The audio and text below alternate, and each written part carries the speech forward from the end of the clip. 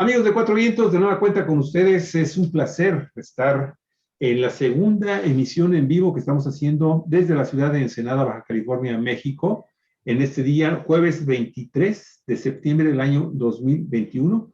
Les decimos ya en Baja California muy buenas tardes porque son 12 del día con 2 minutos.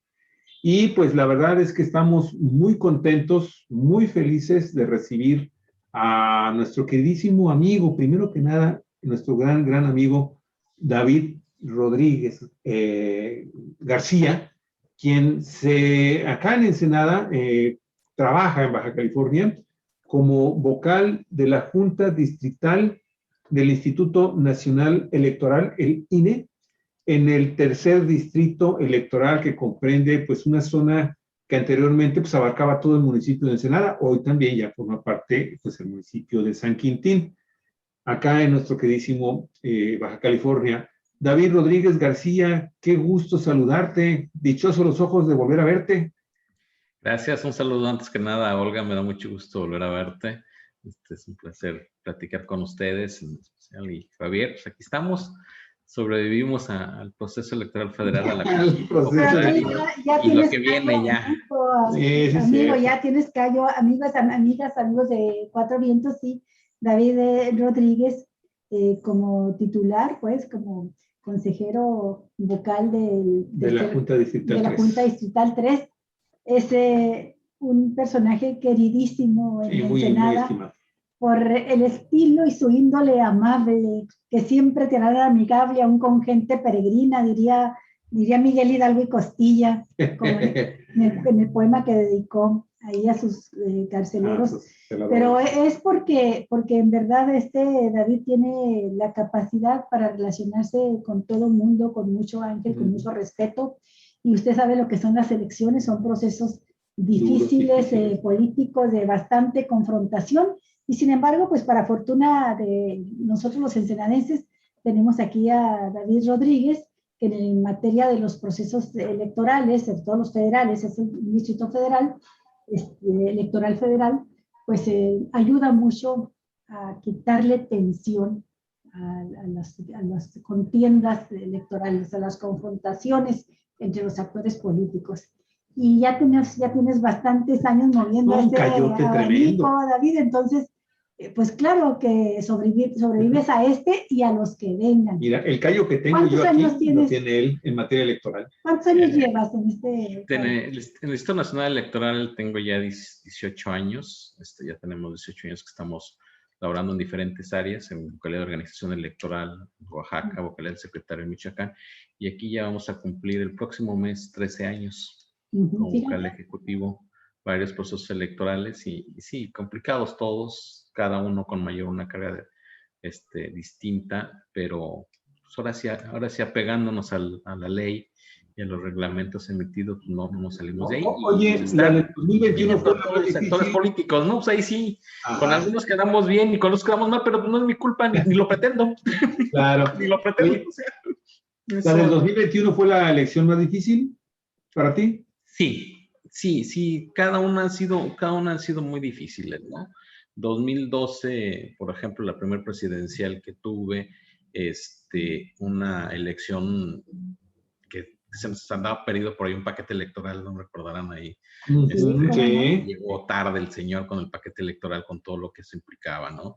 Eso fue muy tensionante, salieron las confrontaciones posteriores, ¿no? Los conflictos postelectorales del 2012, 123, ¿no?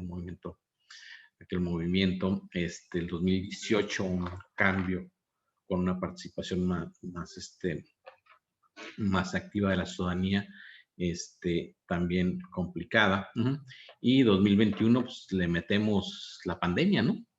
COVID-2019, que nos mete en otra dinámica, una forma distinta de hacer las elecciones, y por eso sí fue un poco más complicada, una participación también más de la ciudadanía, que esperábamos que bajara la participación de la ciudadanía, pero al contrario, fue bastante más amplia en relación a procesos electorales intermedios, ¿no? Y bueno, en ese sentido estuvimos trabajando, pero sí, definitiva la 2021 y viene la 2024 también muy pesada. Decía un compañero, dice, es la elección de la que viene, es el cúmulo de juntamos las 3 últimas elecciones y así de complicada viene, ¿no? Y así estamos, pero ya estamos aquí. Ahí ando levantando la mano para venirme a Ensenada y para trabajar en el INE, entonces ahora aquí estamos afrontándola. nadie me dijo, vete, no, solito levanté la mano. ¿Quieres ser vocal ejecutivo? Sí, ya quiero. Hay una convocatoria, me fui, me escribí y órale. Sí, risueño. ¿A dónde? Me voy a Ensenada. Oye, ¿y por qué te interesó Ensenada? ¿Por qué me gustó? ¿Y por qué te interesó venirte para acá? Fíjate que no conocía yo Ensenada, ¿eh? No conocía Ensenada, ¿eh? O sea, yo no conocía Ensenada, no había venido para acá. Las referencias pues, que teníamos era el Valle de Guadalupe y la Bufadora. Eran los 2 puntos sí que tenías. Inclusive si googleabas en aquel entonces salía un hecho que sucedió en el Sausal. O sea, era lo primero que brincaba. Cuando googleabas en aquel entonces. Una matanza, la primer matanza, narcomatanza. Sí, eso así que googleabas Ensenada. Pero lo que me gustó era que era una ciudad media, cercana a la frontera, pero no a la frontera, con un alto índice de presencia de científicos. Lo seguimos teniendo el número más alto de per cápita de científicos aquí en Ensenada, y con mucho potencial de crecimiento, y sobre todo eso, no cerca de frontera, sin ser frontera, para que en un momento mis hijos crecieran de una manera muy cercana al idioma inglés. Escuelas que buscaron. Fue lo que buscamos y coincidimos y llegamos, y la verdad cuando llegué me quedé fascinado, ¿eh? La primera impresión fue Tijuana, con todo mi respeto. Dije, ay, en la torre. Ay, qué feo. No sé igual. Sí, no sé igual. Mi esposo me dijo, si es así me regreso, ¿eh? No te preocupes, es distinta, ¿no? Es distinta. Y la verdad, ya muy, muy a gusto. Mis hijos, mi hija y mi hijo ya crecieron aquí, ya son del ocho, totalmente norteños. Senadenses. Mi esposa senadense y mi esposa, y todos muy contentos. Entonces, en ese sentido estamos a gusto. Entonces, en ese sentido también eso me obliga con mis hijos, con mi familia, que el día de mañana se encuentran a alguien, caminen por la calle, pues no tengan que esconderse del apellido o del nombre de su padre, ¿no? Entonces, esa también me obliga a actuar bajo los estándares de calidad que claro. tiene, ¿no? Claro, porque ya tienen pensado además echar una raíz profunda aquí. Pues, David, ¿cómo estuvo el proceso electoral? Dices que fue más difícil. ¿Por qué fue más difícil que los anteriores? ¿Por la cantidad de candidatos? ¿Porque fue la primera elección concurrente? Mira, se nos contaron 2 cosas aquí bastante peculiares para nosotros. Baja California fue de las 2 últimas entidades que ingresamos a lo que se denomina casilla única, es decir, que converge una elección local con una federal, ¿sí? Entonces tuvimos la elección federal y al mismo tiempo la elección local, en la cual se renovó la gubernatura de la entidad, los 5 ayuntamientos y las diputaciones locales, además de como mencionaba, la Cámara de Diputados. Y eso pues nos implicaba trabajar muy de la mano, ¿sí? Con un órgano local, con este caso el Instituto Estatal Electoral de Baja California, con 3 distritos electorales en el caso de Ensenada, y toda esta coordinación operativa que nos llevaba, ¿no? También el otro ingrediente que nos trastocó toda la forma de trabajar, pues fue la pandemia, ¿no? En la cual íbamos saliendo apenas de la primera ola bastante fuerte del país, y nosotros entrábamos ya a trabajar en campo, a visitar a la ciudadanía en campo, que nos recibieran, que nos abrieran la puerta, que nos permitieran capacitarles, vencer la inercia del miedo de lo que iba a suceder en la casilla, ¿sí? Crear protocolos de lo que se iba a hacer en las casillas y convencer a la ciudadanía, primero a nuestros funcionarios, de la efectividad de los protocolos, y segundo, que a quienes íbamos a salvaguardar bajo todas las formas era al funcionario de casilla, ¿no? A él lo teníamos que proteger más que a la propia ciudadanía, ¿no? Diseñar adquisición de material sanitario, ¿no? O sea, cubrebocas, gel, garantizar el suministro a nivel nacional, ¿no? En el caso de California tiene la desventaja, por así llegar, que somos la colita del país, ¿no? O sea, subes hasta arriba y luego bajas. ¿Sí? Y de repente no teníamos proveedores suficientes que nos garantizaran las necesidades que teníamos en ese momento para fortalecer a los ciudadanos, funcionarios de casilla. Entonces, llevarlos, convencerlos, y después una vez que los teníamos, que la ciudadanía saliera a votar, ¿no? Que se convenciera de que iba a haber un protocolo que estaba ya aprobado en una elección local como fue Coahuila e Hidalgo en el año 2020, que ya lo se había implementado y había funcionado, pero también que llevarlo a la práctica en este caso, ¿no? Y bueno, funcionó, no tuvimos ningún incidente de contagio derivado con algún funcionario de casilla o de alguna ciudadanía que después nos refiriera que hubo, ¿no? Hubo incidentes fuertes en Baja California por motivos de violencia que afectaron en la capital y en Tijuana, pero que no tuvimos nosotros, al menos en Ensenada, ¿no? Entonces, esos dos ingredientes nos estuvieron pegando. Una nueva forma, tenían que trabajar una nueva forma los partidos políticos en sus campañas también. Tenían que buscar una forma de hacer distinta las campañas políticas. Las hicieron, creo que ellos lo tendrían que valorar más, creo que sí, tendrían que analizar si realmente cumplieron o no cumplieron con los protocolos sanitarios, ¿no? Eso sí ya les tocaba en esa parte a los partidos políticos y las candidaturas, ¿no? Y en nuestro caso, pues, sí nos apegamos mucho, ¿no? Entonces, por esas dos razones creo que lo volvieron más complicados en relación al 2021, un padrón también más amplio, un padrón electoral mucho más amplio, más número de boletas, más número de casillas, pero eso va a ir creciendo, ¿no? Cada elección va creciendo el número en el padrón electoral, va creciendo el número de casillas y va siendo más complicado en este sentido, ¿no? Pero fue por esas dos razones que fue lo que nos complicó un poco más la elección, pero creo que los resultados están a la vista. Una participación nacional alta, ¿sí? Muy alta. Estábamos hablando de casi el 52% de la participación ciudadana a nivel nacional. Bajo este mecanismo, o sea, se volvió a desbordar la ciudadanía, uno, motivada por las propias candidaturas, por los propios resultados gubernamentales, en las entidades a nivel federal, la confianza que se genera hacia los protocolos y sobre todo que ya la gente ya estaba más habituada, ¿no? Entonces eso desborda a una participación más alta, ¿no?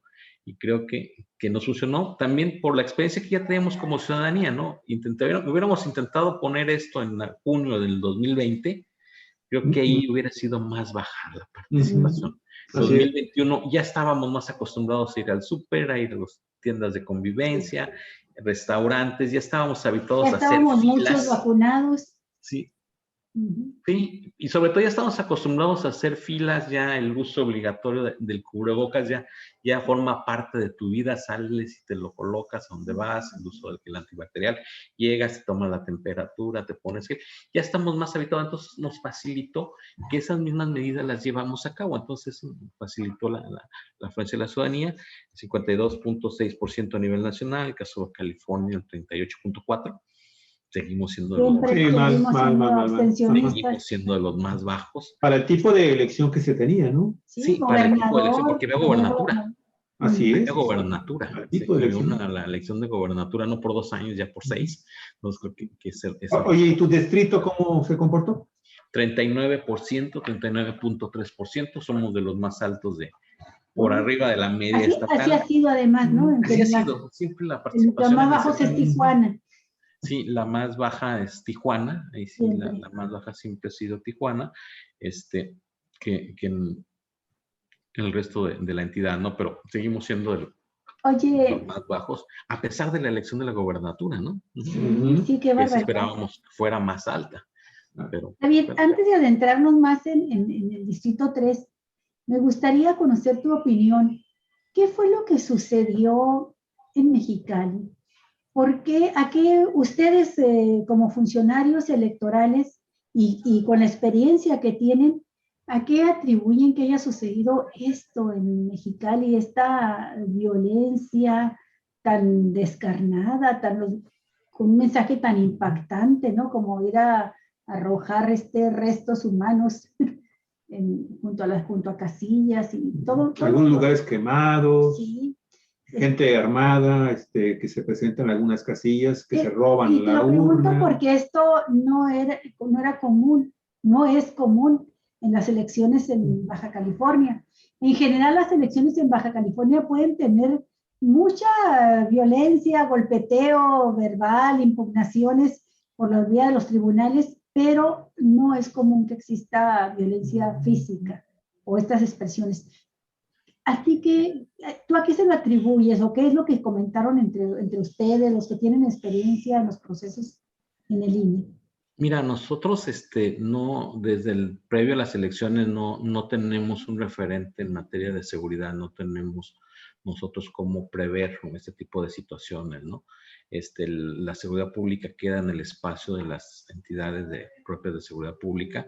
Nosotros no traíamos una radiografía, nosotros transitamos por la mayor parte de las colonias, por la mayor parte de las calles de los 3 municipios. En algunas sí teníamos problemas para caminar, nos decían por aquí no pases y por ahí no pasábamos, punto. O sea, no nos complicábamos mucho, buscábamos otras alternativas de cómo localizar a la ciudadanía, ¿no? Pero no habíamos llegado a ese nivel, ¿no? Creo que el mensaje más bien va dirigido hacia las instancias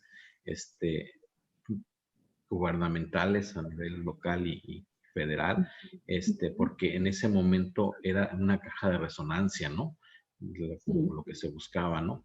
Pero y pues ahora sí, no lo teníamos nosotros previsto y en nosotros sí nos impactó de la misma manera, como la ciudadanía, este tipo de eventos, ¿no? La verdad es que sí fue así como que sí nos a pesar de que no era aquí, por ejemplo, sí me desencajaba a mí el hecho de que estuvieran tener noticias de este tipo y decías, pero ¿cómo? O sea, sí, que se amedrente y se manden este tipo de mensajes contra la participación ciudadana, ¿no? Sí. Pero la gran parte también que hay que reconocerlo, que a pesar de esto, la gente siguió votando. Sí, esta escena, mi estimado David, tú recordarás, tengo entendido que esto sucedió en Tijuana el día del proceso electoral, y en esa bolsa fueron localizados restos humanos, ahí fueron depositados por grupos delincuenciales, que obviamente intentaban de alguna forma tratar de amedrentar a inhibir la votación, los ciudadanos, y esto, pues no se había presentado en Baja California nunca. No. Y me paré en esta fotografía porque hay que decirle a la gente que no conoce esta fotografía, que no conoció de estos hechos. Esto se dio, este depósito de esta bolsa negra con restos humanos está a escasos metros de donde se instaló una de las urnas del pasado 6 de julio, las casillas, efectivamente. Entonces aquí, mi estimado David, yo te quisiera preguntar, sabemos que cuando terminan los procesos electorales, ustedes, como vocales ejecutivos, titulares de los distritos electorales en Baja California, son 8, ¿verdad? Son 8 distritos. Sí. Presentan todo este tipo de incidencias y hacen un análisis y hacen una propuesta al instituto. Me había comentado David. Adelante, David.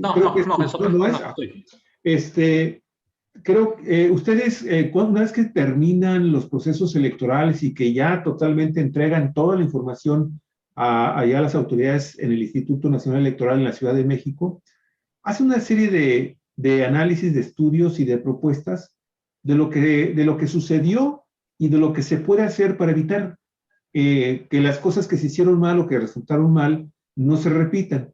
¿Hubo algún apartado que hayan hecho alguno de tus colegas en alguno de los distritos electorales de Baja California sobre esta violencia electoral inusual en nuestro estado?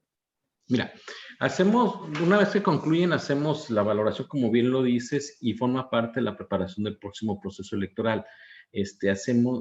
Clasificamos las secciones electorales y en este caso les llamamos secciones con estrategia diferenciada, SET, ¿sí? Estas secciones con estrategia diferenciada, las apartamos de cómo debemos de trabajar todo, ¿sí? Y va dependiendo de por qué las clasificamos, ¿no? Estoy seguro, estoy muy cierto de que mis compañeras y compañeros, estas las van a catalogar como SET y el principal factor va a ser violencia durante la jornada electoral, ¿sí? Entonces, eso nos permite trabajar de manera distinta en la integración de la mesa directiva de casilla, ¿sí? o sea, ahora es decir, ahora sí, ¿cómo vamos a mandar a nuestro funcionario, a nuestro chamaco con el chaleco, ¿sí? Ahí no vas solo, vas acompañado, vas a tales horas, y vamos viendo. Pero como te comento, o sea, no teníamos no nos había dado ese tipo de violencia y la verdad, no lo prefiguras, ¿no? O sea, tú vas, si no te permiten el acceso a una colonia, buscas la alternativa, caminas por otro lado, ¿no? Si te llegan a amenazar un funcionario, un CAE, ¿sí? Lo quitamos y mandamos otra persona con el antecedente, o sea, para no exponerlo, pero ya lo traemos con un antecedente y bloqueamos esa área, ¿sí? Y evidentemente lo ponemos de conocimiento de las autoridades de seguridad pública, ¿sí?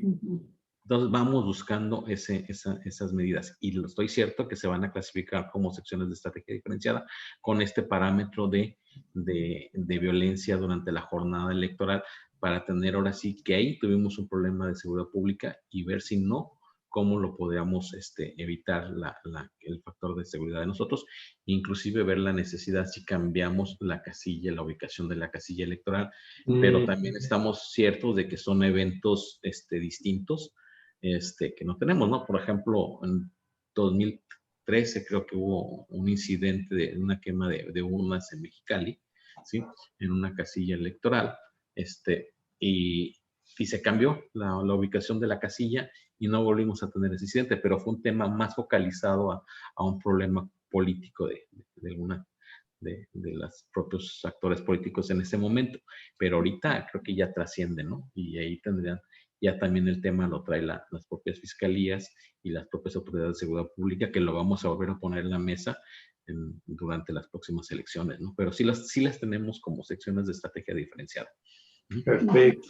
Ok, pues entonces si hay un protocolo, hay un análisis que hacen ustedes para saber qué casillas pueden tener conflicto, tener alguna cuestión de violencia, y ahí ustedes toman las medidas necesarias, pues para, me imagino, darle una preparación más especial, indicaciones a los representantes de casilla que van a enviar,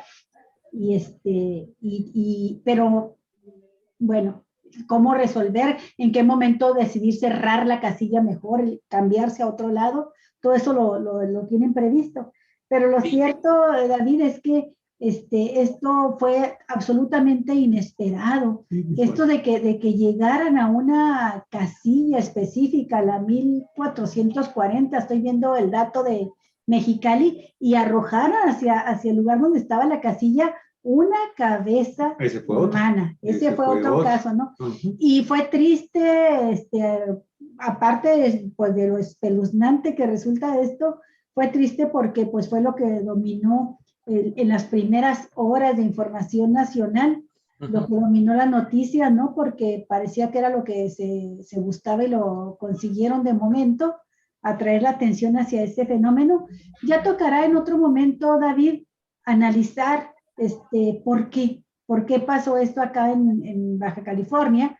No tanto en tu carácter de consejero del INE, sino que hay otros factores que van más allá, ¿verdad? De tu trabajo y tu función, y más, además fue otro distrito, pero sí me interesaba hacerte la pregunta porque algo hubo diferente en esta elección. ¿Qué fue lo que hubo diferente en cuanto a la campaña que hizo, en cuanto a los actores en contienda, que hizo posible que se diera esta muestra de violencia tan descarnada, ¿no? Pero bueno, nada más lo queremos asentar y si querías agregar algo. Sí, no, es que esto sí no estaba en nuestra esfera, no tuvimos conocimiento en momento alguno que esto se pudiera venir. Sí prevemos situaciones de tener que cambiar casillas. A nivel nacional no se había presentado ese tipo de situaciones. Se han presentado que nos roban las urnas antes de que lleguen, de que las queman, y ese tipo de situaciones, ¿no? Pero ya de llegar a ese tipo de situaciones no nos había tocado aquí, y tampoco tuvimos algunos incidentes que tuvieron en otras entidades donde se refieren pues de secuestros. Oye, David, pero aquí la gran pregunta que creo que muchos ciudadanos nos estamos haciendo es si esto no se puede repetir, por ejemplo, el próximo año en la elección de revocación de mandato y en 2024. Y te lo pregunto porque la realidad es que hay muchos actores y poderes fácticos que se están moviendo alrededor de los procesos electorales. Tú sabes que ya desafortunadamente esto que sucedió en Baja California y en otros estados de la República y cosas que están sucediendo todavía en la actualidad, ¿no? Estos atentados con bombas allá en Guanajuato, pues parece ser que ya hay una acción concertada para tratar de desestabilizar la actividad política de este país y bueno, ya lo que sucede en Baja California trasciende al proceso electoral. Entonces aquí, mi estimado David, ¿tú consideras que esto se pueda repetir? Y, ok, ustedes están cumpliendo con dar a conocer a las autoridades correspondientes lo que sucedió, su análisis de lo que pasó, estas medidas tan interesantes de las que nos estabas hablando para saber cómo actuar ya en procesos electorales futuros en donde se pudiera presentar este tipo de situaciones, pero el ambiente estaría caldeado todavía, mi estimado David, para 2022 y 2024. Mira, la verdad es que nosotros, como te señalo, no está entre nuestras funciones generar un mapa de riesgos policiales, no de seguridad. Lo que trabajamos nomás nosotros es con las autoridades es, de repente nomás es pedir el apoyo en los traslados, en las ubicaciones informales donde andan caminando nuestros ciudadanos, nuestros funcionarios, y solicitarles que nos digan también en dónde hay una zona de riesgo. Pero ni la misma autoridad policial nos dice es aquí. ¿Sí? No se atreven a poner un lugar porque dicen esto va cambiando. Lo que ahorita, por ejemplo, tengo problemas en esta colonia la 13 de mayo, la siguiente semana la tengo en la 14 de mayo y el siguiente la tengo en la 15 de mayo, ¿no? O sea, se va moviendo los escenarios. Entonces, que si hay condiciones para un tipo de este tipo de violencia, no creo. Condiciones políticas yo no las veo, yo creo que no están en ese sentido. Sí son mensajes más bien dirigidos hacia las autoridades federales, estatales, y que ellos tienen que buscar las alternativas a través de sus órganos de inteligencia, ¿no? Tienen que ir viendo cuándo este tipo de situaciones se les puede presentar, porque no es una delincuencia juvenil ni nada, ¿no? Ya tiene un mensaje que puede ser claramente ellos analizado a través de sus áreas de inteligencia que las hay y que tienen que ir detectando el propio gobierno federal y estatal. Y creo que rebasa totalmente el ámbito municipal, ¿no? Creo que más bien porque siento que va hacia en este punto. Igual también tienen los entes municipales áreas de seguridad de inteligencia, que es donde tendrían que trabajar y prever dónde se pudieran dar este tipo de hechos, ¿no?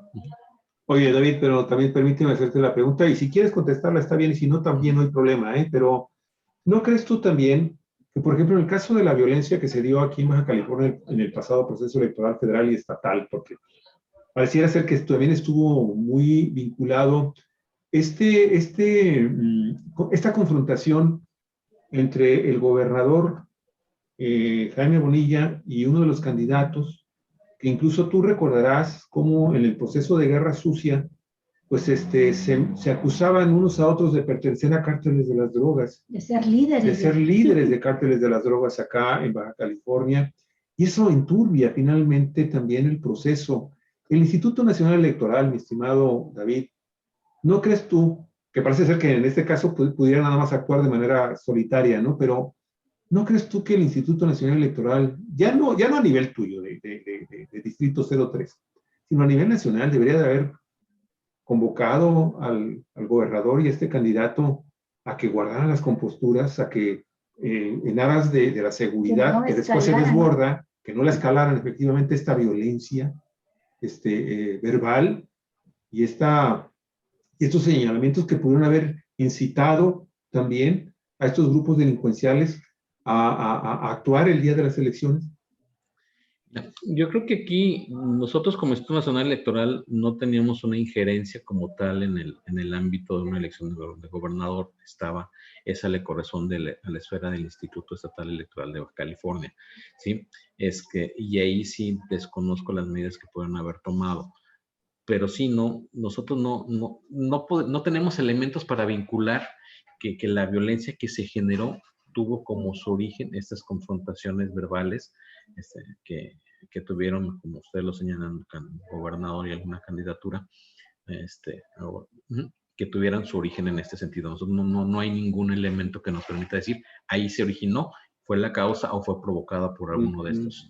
Algunos de estos, ahí sí no tenemos nosotros. Entonces, permíteme hacerte esta pregunta y le paro para que Olga también, también entre con sus preguntas, pero por favor, ¿nos puedes decir en las urnas y en las casillas donde se dieron estos hechos violentos, estaban bajo responsabilidad del Instituto Nacional Electoral o del Instituto Estatal Electoral?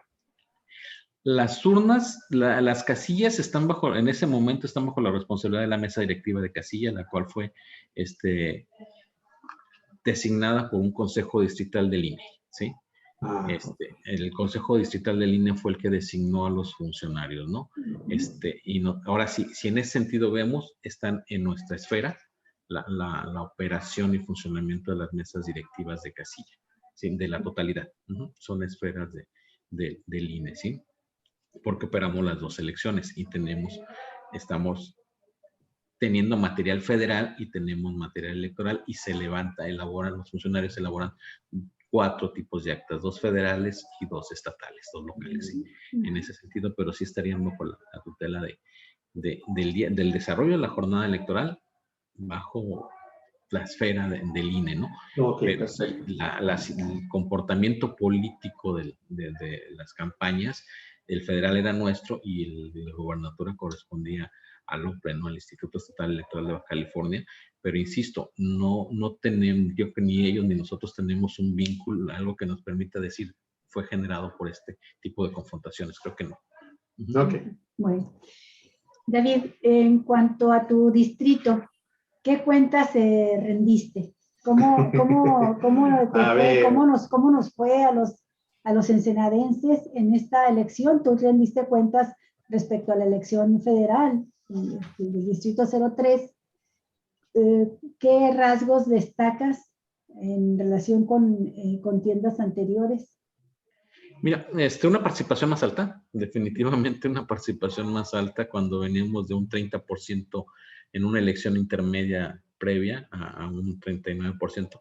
Yo esperaba cuando empecé a ver las filas que había, dije, vamos a superar el 45%. Yo estaba feliz, ¿no? Que íbamos a llegar al 45%. Después bajó y ya no nos permite llegar más que a un 39%, ¿no? Instalamos 599 casillas electorales.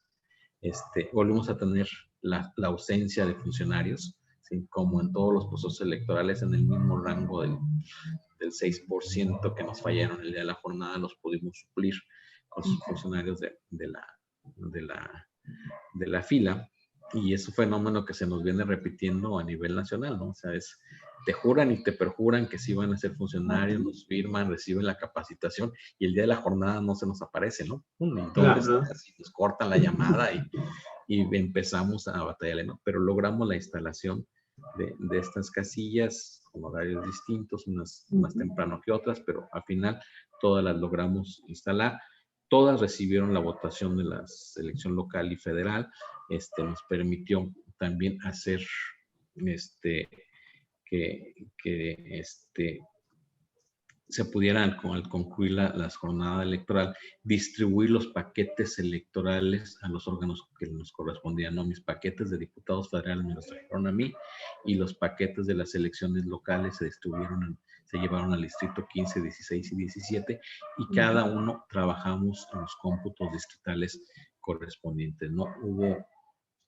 La gente participó bien de estos 40%, números redondos, haciendo las filas que no había visto antes. A lo mejor era lo que nos tenía, creíamos que iba a ser más alta la participación por la alta fila que había, pero era por la forma en que estábamos trabajando, ¿no? El ciudadano llegaba, se tomaba la temperatura, se le daba gel, iban entrando de uno por uno, saliendo, pues volvió un poco más lento y eso, por ejemplo, fue lo que nos incrementó la perspectiva de una participación más alta, ¿no? Pero aún así funcionó este protocolo, nos permitió que la ciudadanía votara, que no se generaran brotes de COVID imputables a la jornada electoral y que el ciudadano, el funcionario de casilla pudiera al final de cuentas integrar sus paquetes electorales. Nos llevó a un cómputo distrital tranquilo, terso. Hicimos un recuento de paquetes electorales, promedio del 70% a nivel nacional. Ahí anduvimos en recuento por inconsistencias en las actas, diferencias entre el primero y segundo lugar, que desafortunadamente el ciudadano, por más de que le dijimos que el cero no, que la nada no existe y que si no hay nada de boletos es cero, el cero no me le pone el cero, o sea, me le deja el espacio en blanco y suma si son coincidentes, pero ya me le dejó el espacio en blanco y eso genera dudas. Entonces, para mejores, pues, manda la recuenta y ratificamos los mismos resultados, ¿no? A lo mejor ya no guste. La ley de los grandes números se mueve en muy poquito y le quitas, le pones y al final nos vuelven a sacar. Y de tal manera que se vuelven a cerramos el cómputo digital, se reelige el diputado federal que estaba en la anterior legislatura, se reelige por la misma coalición que lo postularon durante el proceso pasado. Ahorita pues ya es el diputado que está en funciones, reelecto por primera vez en este tipo de situaciones, y con un porcentaje del 46% de votación a nivel distrital, ¿no? O sea, el porcentaje tiene alto. Un porcentaje muy alto, ¿no? Y de esta manera, bueno, ya concluimos, cerramos, no hay una impugnación en la elección por parte del distrito. Fuimos el único distrito a nivel estatal que no se impugnó, que no se impugnó a nivel federal. Y igual de la misma manera los distritos electorales locales trabajaron en la elección municipal que no fue impugnada en grandes términos, las diputaciones que fueron locales que fueron impugnadas por otras cosas, no propiamente por los resultados, y la elección de gobernatura también que fue ya está siendo resuelta también, pero a nivel nacional, a nivel estatal. Caso de Ensenada no tenemos situaciones relevantes en materia de impugnaciones en el caso de la ubicación de casillas. Entonces, creo que en términos generales hay un resultado bastante aceptable en cuanto a la participación del Instituto Nacional Electoral en lo que a nosotros corresponde. Tendremos que ir analizando los factores, ¿no? Y volvemos a lo mismo. Cuando la participación ciudadana no solamente le corresponde al Instituto Nacional Electoral, ¿no? También es los candidatos, las candidaturas que se presentan, ¿no? Las mismas autoridades durante su quehacer previo, una vez que son autoridades y previo a la jornada electoral, para que motiven a la ciudadanía a que vaya a votar, ¿no?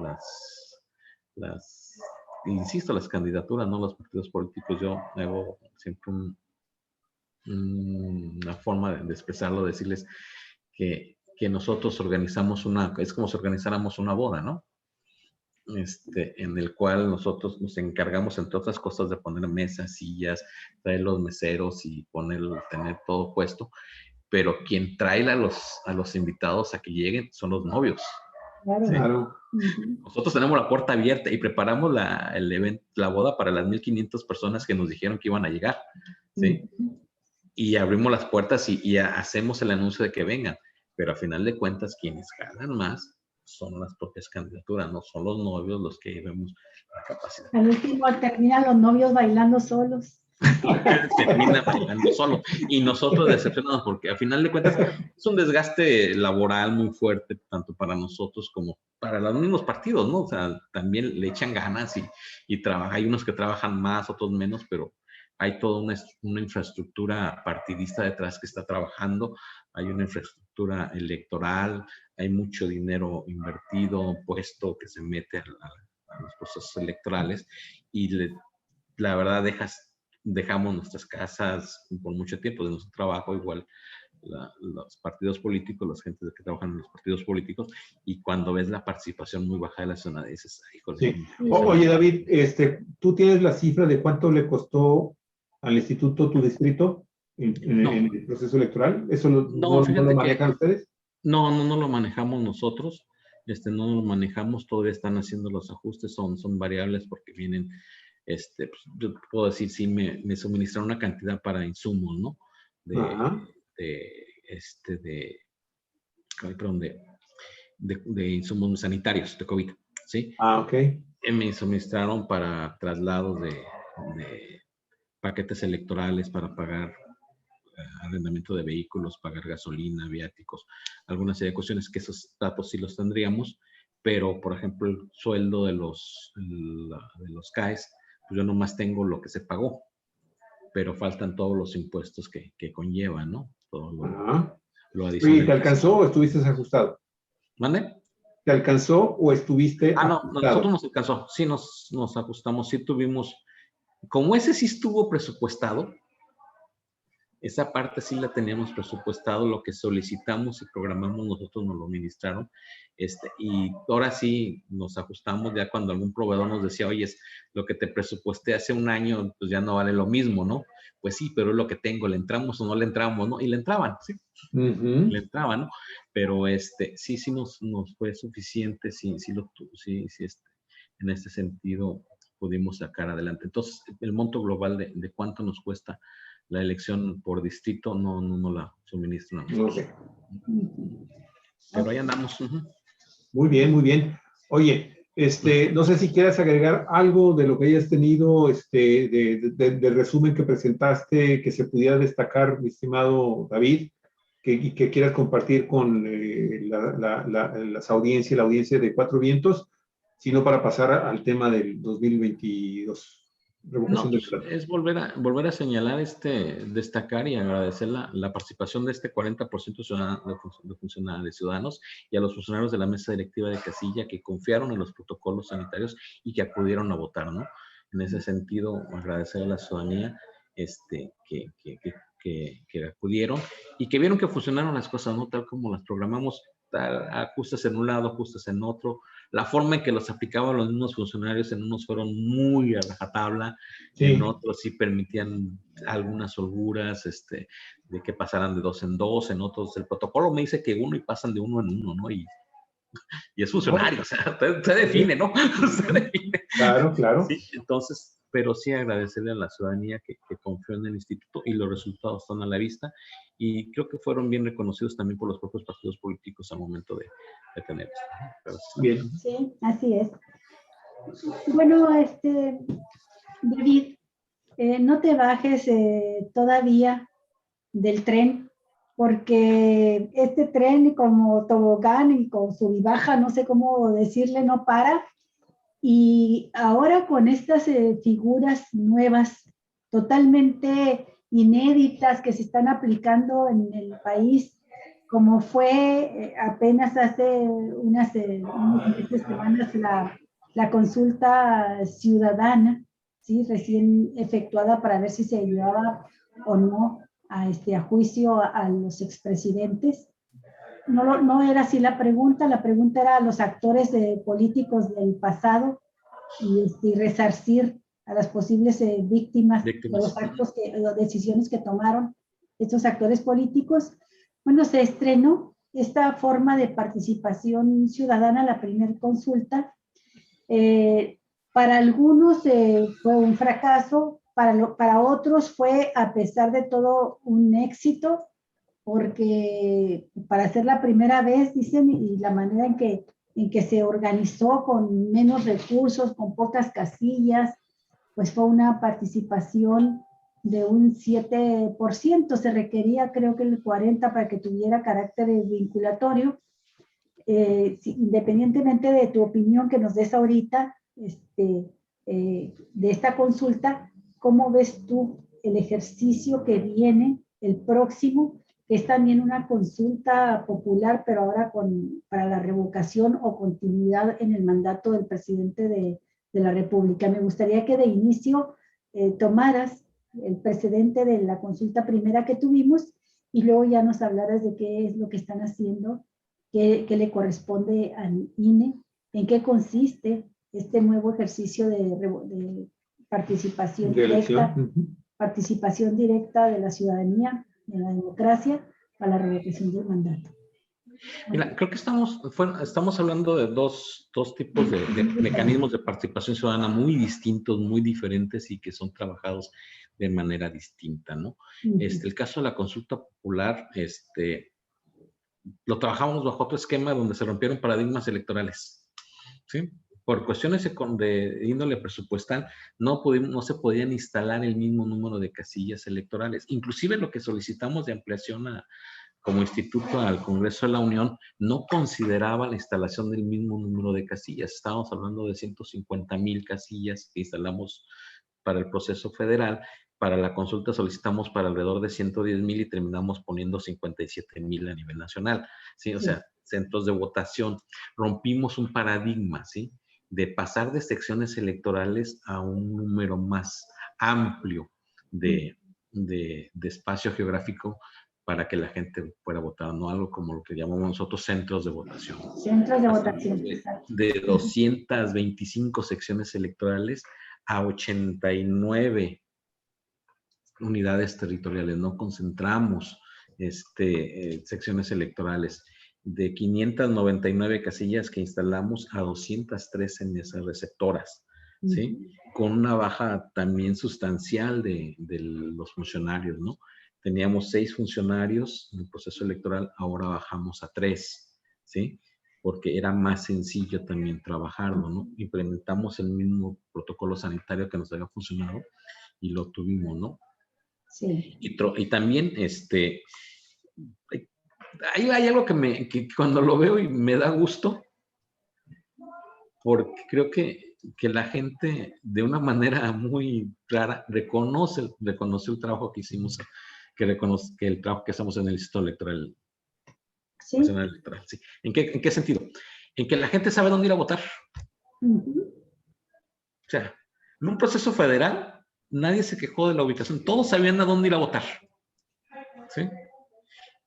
¿Por qué nos damos cuenta? Porque cuando lo cambiamos y decimos, no vas a votar en donde mismo, sino que vas a ir a otro lugar donde los otros sí votaron, ahí sí la gente dice, oye, es que me estás moviendo mi casilla.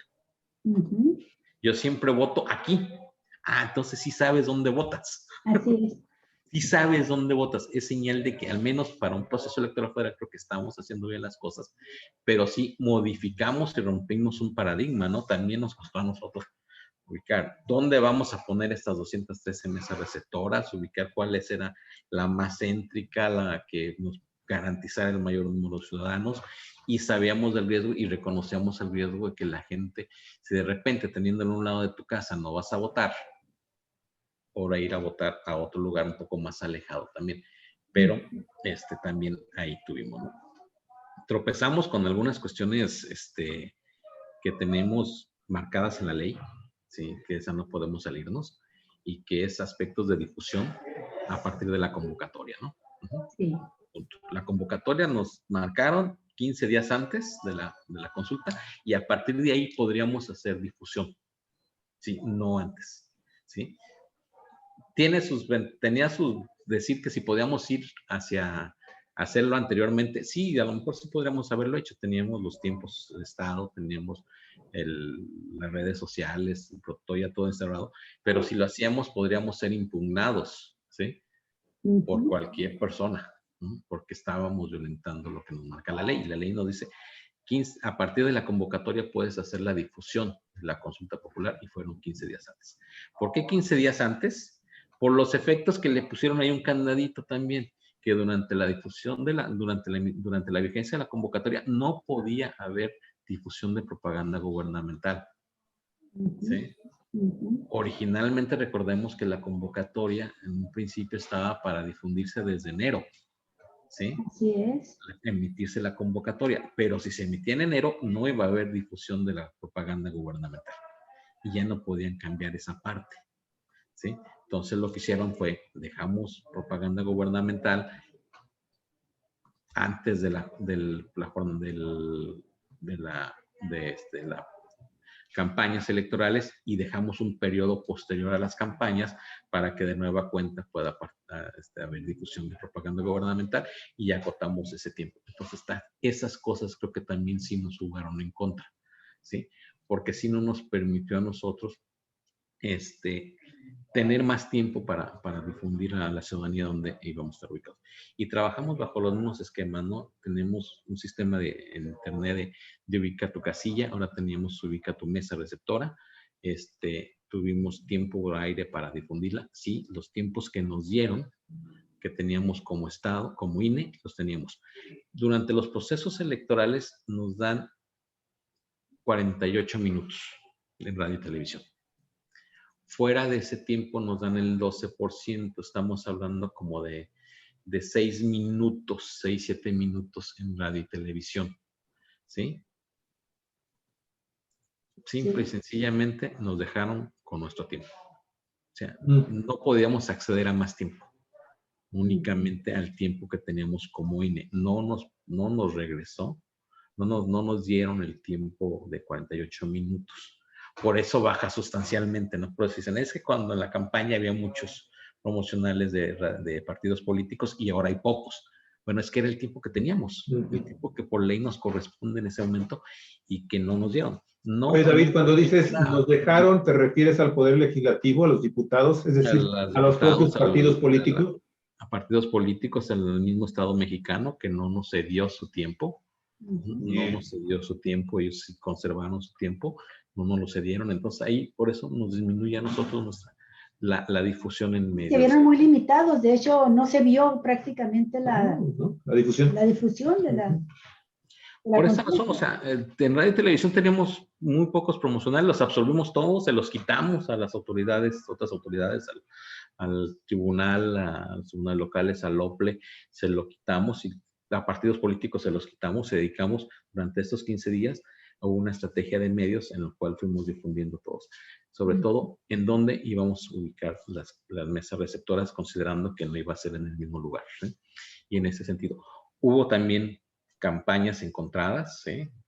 Tenemos pues la versión que nosotros teníamos que difundir, que era la versión legal, la versión aprobada por el Consejo, por la Suprema Corte de Justicia de la Nación en cuanto a la pregunta, y lo que estaban difundiendo quienes en su momento impulsaron esta consulta, que era algo totalmente distinto, y que nos achacaban que nosotros estábamos cambiando la respuesta, la pregunta, ¿no? Pero pues al final de cuentas la pregunta fue aprobada por la Suprema Corte, modificada por el Pleno de la Suprema Corte de Justicia de la Nación, la cambian por las razones que ellos consideraron en su momento procedentes, la cambian y tiene algo muy distinto, ¿no? Al momento que lo lees es algo muy distinto a lo que se estaba difundiendo. Sí.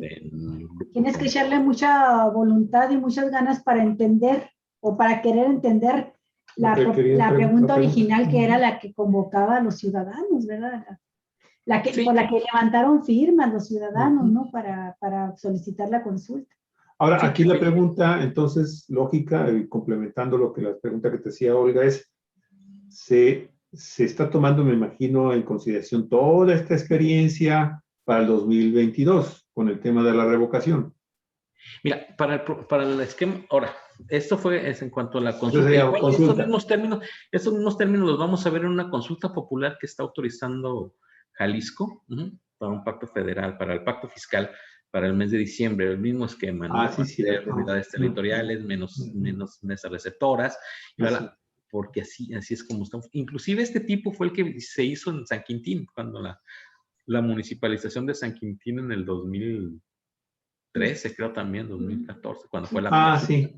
Bajo ese mismo esquema. El gobernador. En aquel entonces, ¿no? Bajo es como lo tomamos. Pero cuando al principio mencionaba, estamos hablando de dos mecanismos de participación diferentes, ¿sí? Sí. Aquí estamos hablando de un proceso de revocación del titular de la presidencia de la República, el cual fue electo bajo una elección sujeta a un procedimiento muy estricto, muy específico, ¿sí? Con la instalación de casillas en las secciones electorales. La visión que tiene el instituto es de que no puede ser distinto el mecanismo de elección. Igual de riguroso. Tiene que ser igual de riguroso, la misma cantidad de casillas, como una elección presidencial. Efectivamente. No podemos hacerlo de manera distinta. Claro.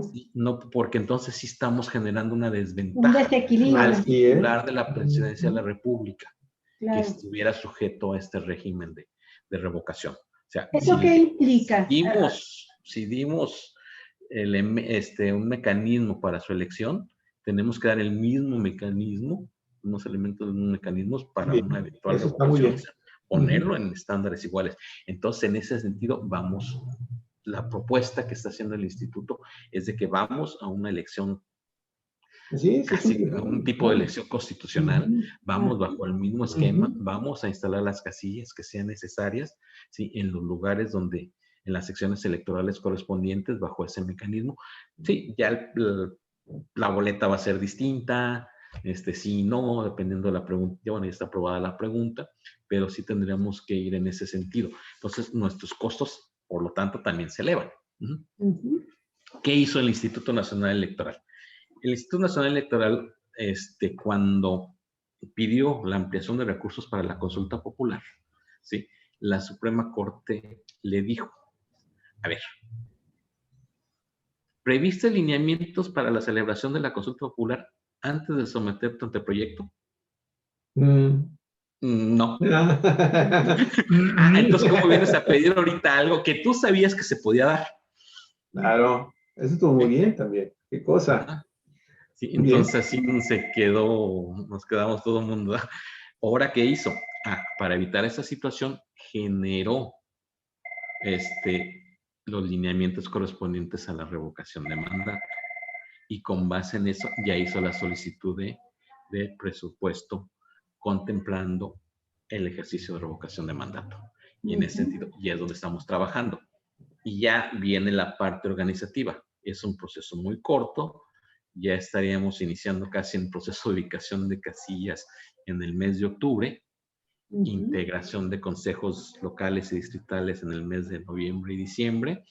Estaríamos ya con el proceso de selección de nuestros funcionarios en el mes de CAES y supervisores en el mes de diciembre para su contratación en enero, y trabajar la insaculación de funcionarios que estarían en el mes de enero y febrero para el mes de marzo poder entrar en caso de que se dé la revocación de mandato. Y todo vamos en un trabajo previo. Entonces, en ese sentido ya lo estamos trabajando, ya está la ley, ya el instituto está analizando cuáles van a ser los efectos en los lineamientos, ya definieron la pregunta, cosa que no, como no había, el instituto hizo una definición que ahí se le formó la yugular, pero lo hizo con este sentido, ¿no? De prever, ahora sí que si no me das dinero me voy a una controversia y ahora sí, claro. Ahora sí sé mi chamba, o sea, ahora sí lo preví, claro. Ahora sí lo preví y tengo elementos que dan soporte en este punto, ¿no? Así es como estamos en este sentido y trabajando. Ya estamos previendo que en el mes de octubre empecemos a hacer los recorridos de ubicación de casillas, y de ahí en adelante se nos viene en cascadita, ¿no? Pero en un principio la otra parte, está previsto que en el mes de octubre haya la solicitud, haya una manifestación de ciudadanos que tengan el interés de que se implemente este mecanismo de participación, ¿no? Vamos a esa parte, si te parece, para que nos quede muy clara.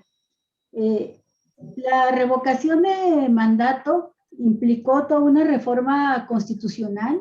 En México jamás se ha dado un proceso así. Fue una promesa, una propuesta de campaña de Andrés Manuel López Obrador desde su primera elección, desde su primera contienda, ¿no? Y estuvo insistiendo mucho para que se aprobara esta reforma. Finalmente se aprobó la reforma constitucional y luego fue un proceso también muy largo para que se pudiera aprobar la ley federal para la consulta de revocación de mandato, porque ha estado variando la posición de la oposición, ¿verdad?, respecto a este punto. Pasaron de una estrategia de solicitar, desde las primeras manifestaciones callejeras que se hacían, creo que todavía no tomaba posesión López Obrador o acababa de tomar posesión del cargo, y había aquellas pequeñas y primeras manifestaciones pidiéndole que renunciara, ¿no? En la Ciudad de México, recordarás, algunas fue Vicente Fox.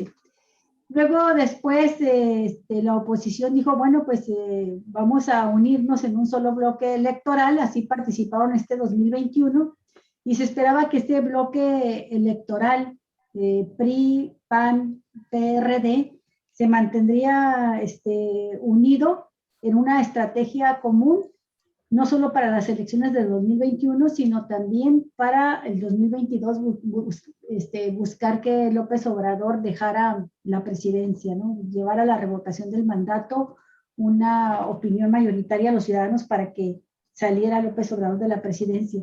Sin embargo, ahora hemos estado viendo posiciones diferentes en estos actores políticos.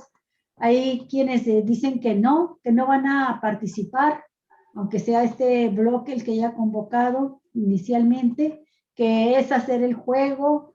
Después de la elección de 2021 ya cambió la posición de algunos integrantes de este bloque opositor, pero bueno, desde los ciudadanos se supone, y aquí es donde yo quiero hacerte la pregunta, ahí está ya el derecho plasmado en la Constitución para que los ciudadanos decidamos si queremos que continúe o no el presidente a su cargo hasta el último día o que lo deje de inmediato, ¿no? Hasta el último día para el que fue electo.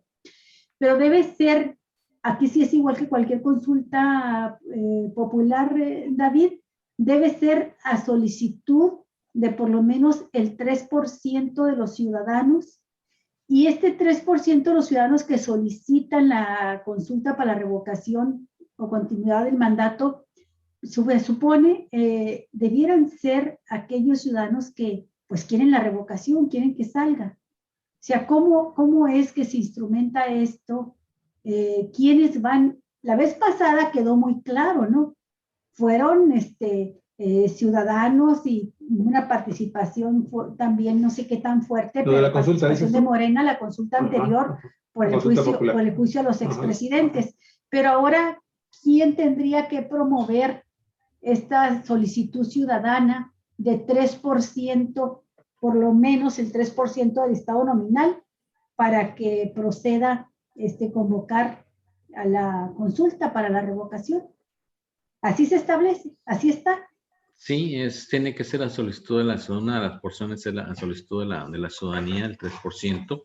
2.800.000, casi 3 millones de firmas. Sí, tienen que manifestarlo en el mes de octubre y a partir del mes de noviembre y diciembre a través de una aplicación similar a la de las candidaturas independientes, ir tomando los datos y las variando, ¿no? Donde yo tengo entendido la postura del instituto es agrupar todas las solicitudes, no necesariamente que lo haga la agrupación ABC, DEF, perdón, la que lo haga aquí en Baja California, y en Coahuila lo haga la D, agrupación D, en Zacatecas otra agrupación. No dejarle que ellas tengan que obtener el 3%, sino que en su conjunto no puedan lograr llegarlo, ¿sí? Porque aquí estamos hablando de que la ciudadanía está expresando su deseo de que haya una revocación, ¿sí? Y sí, tener muy claro, este es un mecanismo de participación que va dirigido a la revocación, no una ratificación, ¿eh? Sí, que así yo lo veo como ciudadano, es un proceso de ratificación, de revocación, no de ratificación. Entonces creo que de donde debe de surgir es de las fuerzas opositoras, para que se quiten, deje de ejercer sus funciones el actual presidente de la República, ¿no? Se me hace, a mí en lo personal, sería muy ilógico que quienes lo propusieron, quienes lo abanderaron, vayan a pedir la revocación, y una vez que se eche a andar, cambie el sentido de su discurso y diga, no, vamos a apoyar a que se quede. Sí, pues es que el propio presidente de la República lo dijo más o menos en estas palabras, ¿no? Cuando lo planteó. Dijo, yo continúo en el cargo si tengo el respaldo de la población. Si el pueblo no quiere que continúe, me voy, porque además para hacer las transformaciones que propongo, pues se requiere un fuerte apoyo de los ciudadanos, si no, ¿para qué? ¿No? Mejor me voy a mi rancho. Entonces, obviamente, él lo que está planteando es, si hay esa oposición a que continúe, que se exprese democráticamente en un procedimiento de democracia participativa de los ciudadanos. ¿Quién lo tiene que solicitar? Pues igual lo pienso como tú, pues lo tiene que solicitar quien quiere que se vaya, no quien quiera que se quede. Porque para que se quede no tiene que hacerse este ejercicio de revocación. Así es. Sí, en ese sentido creo que en ese es un proceso de bien lo dice, revocación para quienes se opongan a que la permanencia de las autoridades ya no se den y que se le consulte a la ciudadanía. Y ahí vendría o bien la revocación o bien la ratificación, pero si no hay, yo no le veo... No, chiste, no tiene el caso. Sí, ¿tú crees que si no hay se quien vayan lo pida, a juntar los ciudadanos para pedirlo? No sé, la verdad. ¿No se han visto indicios de esto? No, yo no tengo ningún antecedente ahorita de quién. Pues mira, David, lo pongo así. Yo en lo personal checo todos los días, al igual que Olga, creo que tú también estás haciendo un chequeo. Yo tengo por obligación con nuestras redes estar al tanto, buscando información a cada rato y de todos los medios.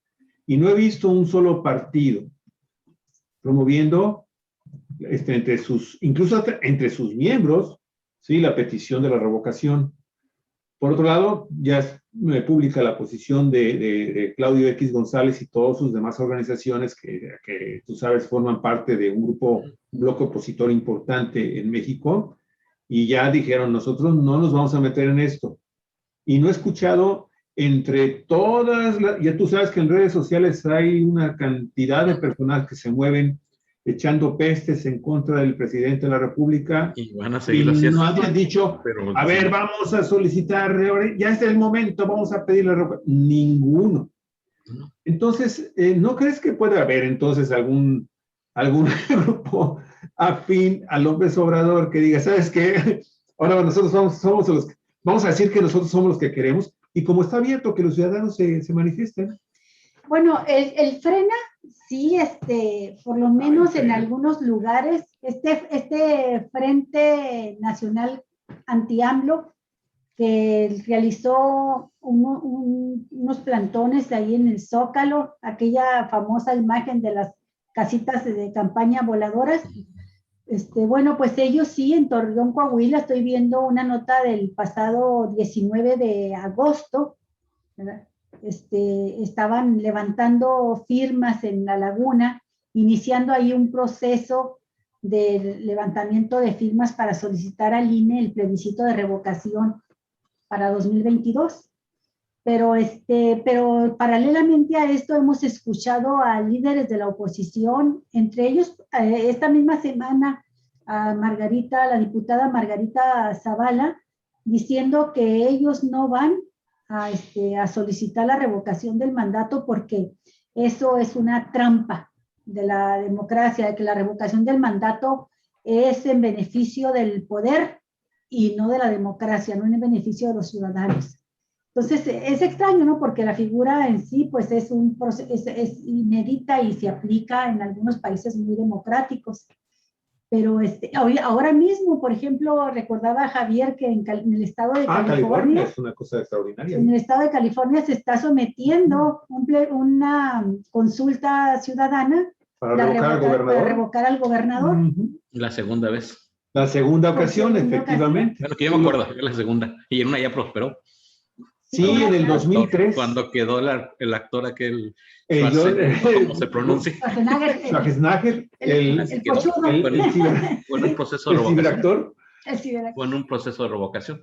Así es. Entonces, bueno, a mí me llamó la atención la declaración de Margarita Zavala diciendo que las figuras de revocación de mandato se aplicaban en países dictatoriales como Nicaragua, Venezuela, Bolivia, y que no era una figura para los ciudadanos.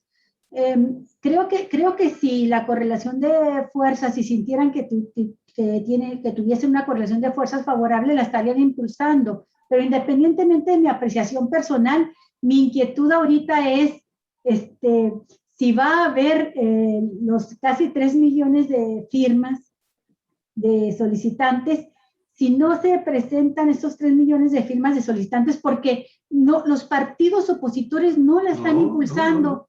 Y quien lideró la alianza, quien impulsó la alianza de los partidos opositores, que fue Claudio X González y Gustavo de Hoyos, ellos también se dividieron en su opinión. Gustavo de Hoyos hace ya varias semanas, sino que meses, dijo que él sí estaba de acuerdo en ir a la revocación del mandato, pero Claudio X González dijo, no vamos a entrar a este juego.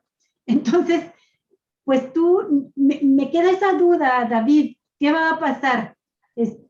No veo las fuerzas como la vez pasada, que fue casi al 15 para las 12, que se movieron ciudadanos, ¿no? Y que incluso con recursos propios juntaban unas firmas en Mexicali, en Tijuana, y se cooperaban para pagar su pasaje del avión, ir a entregarlas personalmente allá al grupo de ciudadanos donde estaba Omar García, hoy diputado, juntando las firmas para entregarlas a tiempo, antes del día 15 en la Cámara de Diputados. Hoy no veo estas movilizaciones, no veo estas convocatorias, y pues tengo esa duda. ¿Qué es lo que pasaría, David? Si creo que vamos a ver este fenómeno el próximo mes, ahí y es donde se va a empezar a ver más claro quiénes van a ser, quiénes van a empezar a mover en su caso esta figura, ¿no?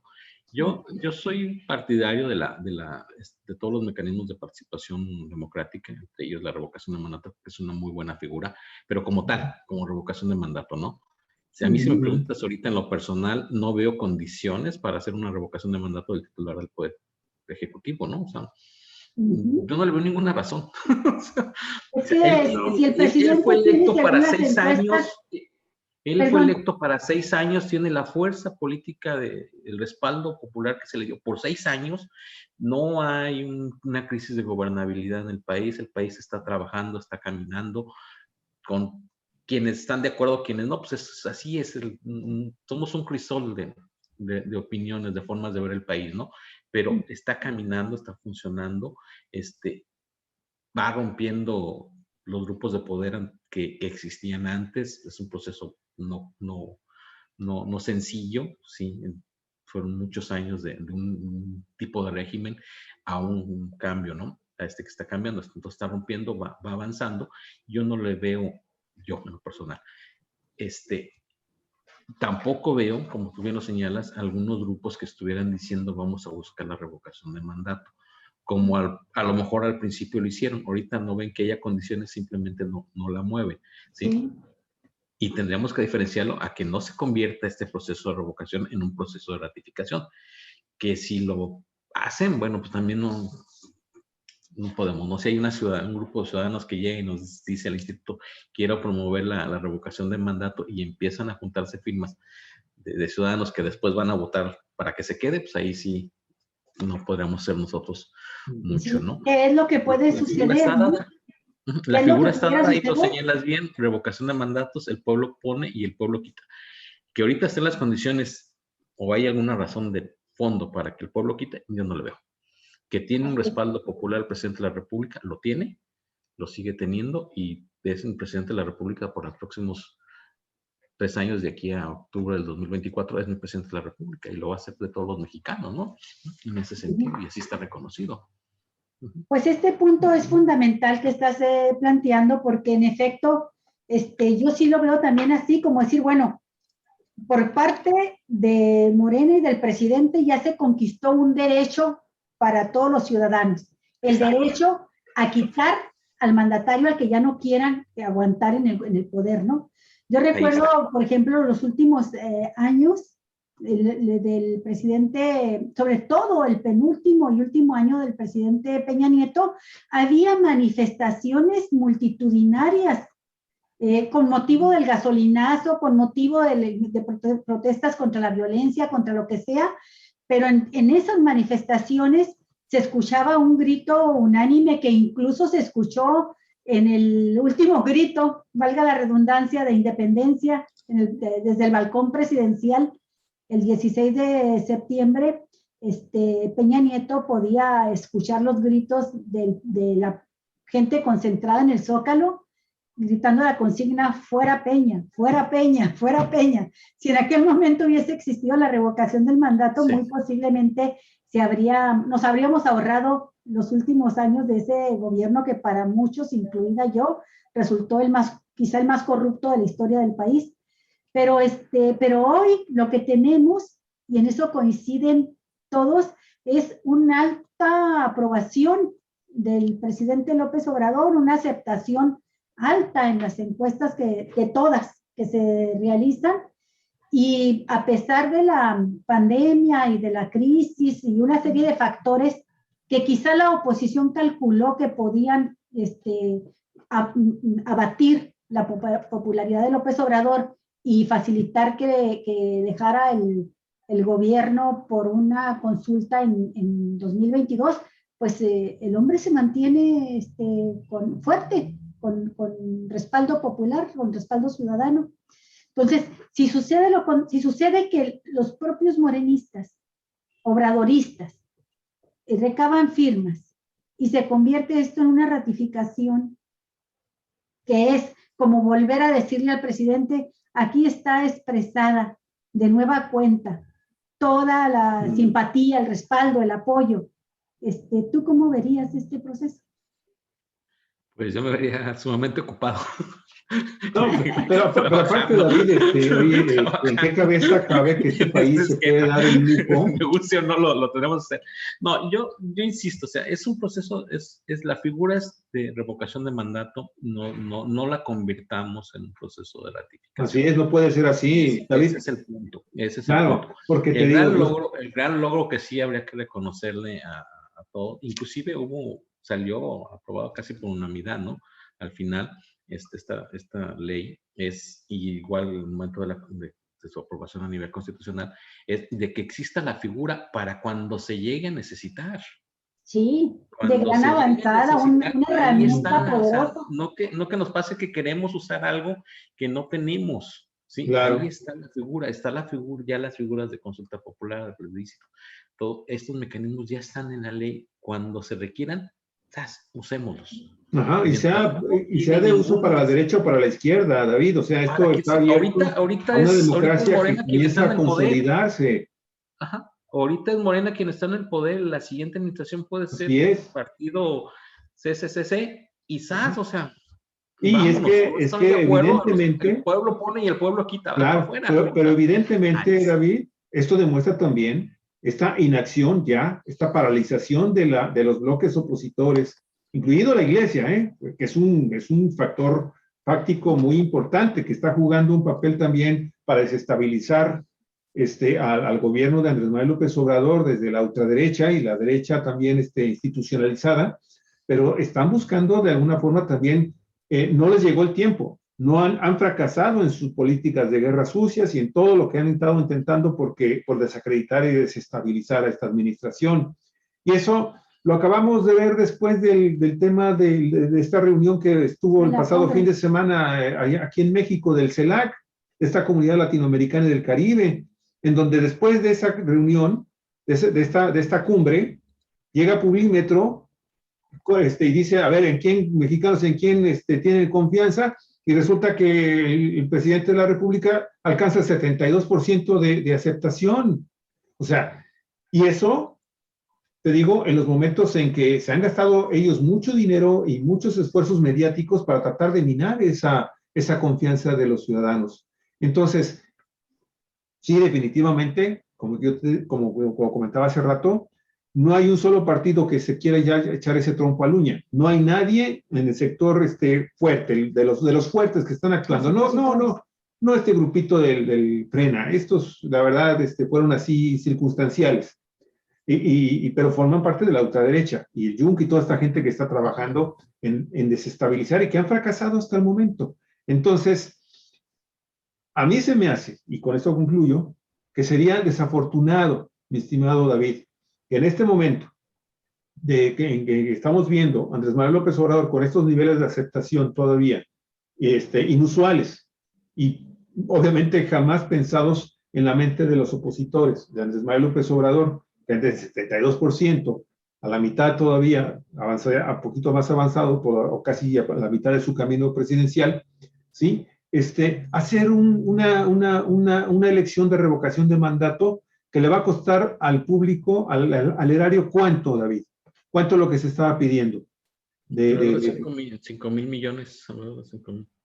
Oye, por favor, mejor eso que los metan para la terminación del Tren Maya o cualquier otra cosa que se que se le ocurre al gobierno federal en no becas. Significa que nos los van a dar, Mira, claro, que no significa que nos los van a dar. Así es, eso es historia, ¿no? Eso es otra historia. Por eso. Pero eso está octubre. En esos términos nos gustaría, ¿no? Pero igual, o sea, pues, al final de cuentas, ahí está la ley. Si se ejerce, eso es importantísimo, si se activa, ya nuestra responsabilidad como Instituto Nacional Electoral es llevarla a cabo, ¿no? Estemos de acuerdo o no, nos guste o no, es nuestra función y la haremos con los mismos estándares de calidad en ese sentido, sí. Pero sí tenemos, yo sí, en lo personal, voy a tapar el logo, en lo personal, que no sea, no se convierta en un ejercicio de ratificación.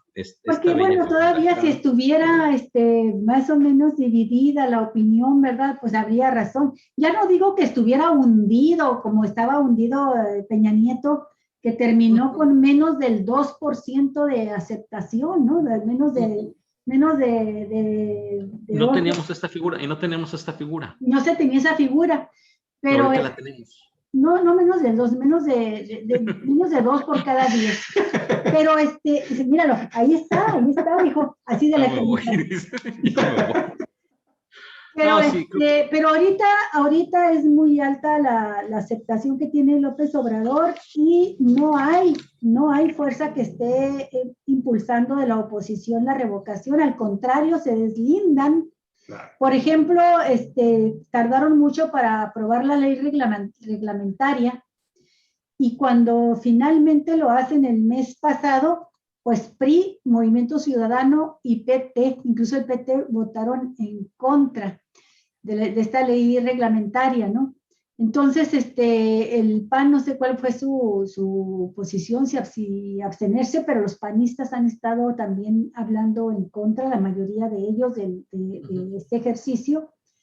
Entonces, sí, yo concluyo igual que tú, David, se ha logrado una gran conquista en la Constitución, gracias a esa terquedad de López Obrador de querer someterse a consulta con los ciudadanos de si querían o no que continuara en el cargo, y conste que lo está planteando desde antes de empezar a gobernar. Para estas alturas y con todo lo que ha pasado, a lo mejor si él mismo ve cómo venía lo de la pandemia y la crisis, lo hubiera pensado 2 veces porque quizá habría llegado a la conclusión de que iba a estar más difícil su situación.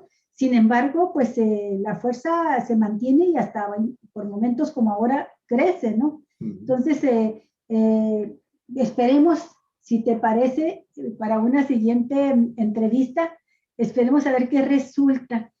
¿Qué resulta? ¿Cómo se mueven las aguas durante ¿Cómo se mueven las fuerzas políticas en cuanto al levantamiento de firmas? Voy a poner la última imagen, mi estimado David, para que te des cuenta de quién sí en verdad ya quiere hacer uso de esta nueva herramienta de la democracia en México. Mira, él sí quiere entrar al tema de la revocación. ¿Cómo ves? Pero que se le aplique a Mariana del Pilar. A propósito de eso, David, esto de la revocación del mandato, también la Constitución también incluyó a los gobernadores. No es a nivel federal. La reforma tiene que ser a nivel estatal. Lo que sí es hay una armonización de leyes. Ajá. Le llaman que las mismas figuras lo mínimo, la Constitución local, federales, deben tener como un techo mínimo las locales, ¿no? Cuando menos. Sí, entonces en ese sentido, no va a tardar en llegar, y que sí va a tener que dar, sí se va a dar, igual en un proceso de revocación, ¿no? Y ahí veremos, a ver si no es actual, después le anda buscando el que promueva la recopilación de firmas, ¿no? Sí, porque en la propuesta original ya son problemas internos, ¿no? Gobernadores, ¿verdad? Pero son asuntos internos de los partidos políticos. Así es. Sí, pero en el caso de los gobernadores, pues ellos quieren la democracia, pero ¿cómo se dice? Hágase la democracia, pero en los guaraches del compadre. Pero en las vacas de mi compadre, ¿no? David, ¿algún comentario final? No, pues igual te digo, agradecer a los ciudadanos y funcionarios de Casilla por el proceso electoral federal, igual por la consulta popular, su participación, el porcentaje que lo tuvimos. del cual no me quiero ni acordar, diría. Así es, así es. Del cual no me quiero ni acordar. Once, nos estamos despidiendo de ti sin pedirte la última receta de las comidas esas tan sabrosas que luego publicas allá. O por lo menos la última recomendación de dónde ir a comer rico. Vi unas tortas o algo así por ahí, la última recomendación, unas tortas, algo así. Yo soy un fan de las tortas. Híjole. Todo lo que se pueda comer. Y creo que sí, al reconocer a la ciudadanía todo esto. Y pues bueno, estaríamos ya a la expectativa de lo que se determine en la revocación de mandato. Y viene una actividad muy importante, comentarte, la consulta infantil y juvenil para el mes de noviembre. Ahorita estamos trabajando ya a principios del mes de noviembre y te pediría igualmente un espacio para comentar ese tema, la revocación y lo de la consulta que estamos promoviendo para la participación de los niños y niñas y jóvenes hasta 17 años, que es uno de los ejercicios más nobles que tenemos y que nos permite leer cómo nos ven ellos. ¿Leer o leer? Leer. Se dice leer. ¿Cómo nos ven ellos? ¿Cuándo va a ser este evento, esta actividad? Es a partir del 13 al 20 de diciembre. De noviembre. Y van a ser, en noviembre. Va a ser vía internet, todo, dependiendo de las escuelas tienen presencial, va a ser básicamente a través de las plataformas digitales y aplicaciones, es lo que vamos a hacer esta consulta. Y bueno, ahí veremos ahora sí cómo nos ven ellos y qué quieren que les dejemos. Y son unos muy buenos ejercicios. Y el Parlamento Infantil, el Parlamento de las Niñas y Niños de México, que son de los ejercicios más nobles que como Instituto Nacional Electoral hacemos. Muy bien.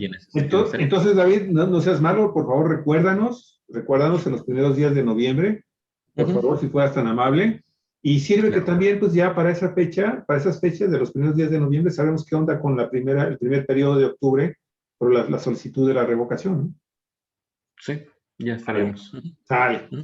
Y de las comidas, pues, ahí luego platicamos una receta de cochinita pibil que... Ay, cómo es malo. En lugar de platicarla, deberías demostrarnos cómo se hace y luego pues ya ahí nosotros catamos, te damos el visto bueno y si nos gusta pues ya ponemos el plato grande. El otro día hicimos un periodo vacacional, hicimos ahí en la casa, en su casa, y terminando, nos fuimos a unas marquesitas que están ahí por... Uy. O sea, se fue el postre fue la comida y postre totalmente yucateco. David, cuida tu salud. Ándale pues, me da muchísimo gusto saludarte, David. Igualmente, un abrazo a toda la familia. Cuídate mucho. Hasta pronto. Nos estamos viendo. Amigos y amigas, con esto cerramos las transmisiones del día de hoy. Hasta el día de mañana. Muchas gracias por estar en Cuatro Vientos, en esta plataforma 4B TV Entrevistas. Si le gustó la entrevista, la charla con David, por favor, compártala y oxigene nuestros likes para que seamos más fuertes. Hola, hasta luego. Hasta pronto.